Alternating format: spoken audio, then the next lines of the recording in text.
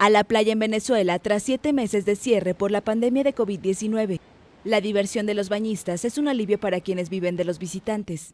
En Anare, a 1 hora de Caracas por carretera, Lisette, una enfermera retirada de 53 años, está feliz de poder reabrir su kiosco.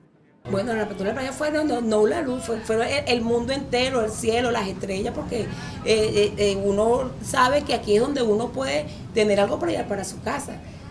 No es que uno se va a enriquecer, pero más o menos que uno puede cubrir de otra forma las carencias.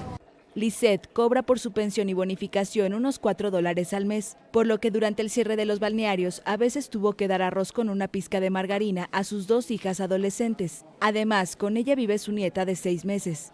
En contraste, cuando los fines de semana llegan bañistas, gana como mínimo $20 por día.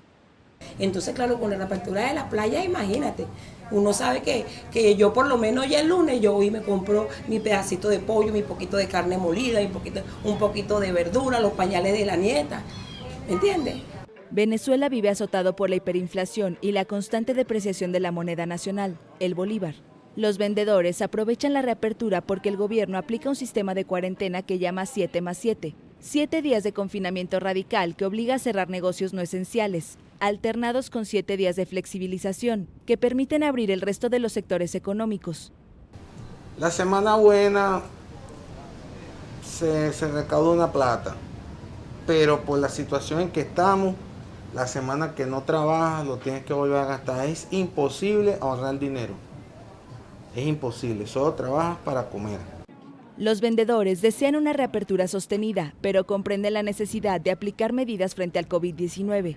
Venezuela registra más de 90.000 casos de coronavirus y supera las 800 muertes, según cifras oficiales, muy cuestionadas por opositores y organizaciones civiles, que consideran que esos datos esconden una realidad mucho peor.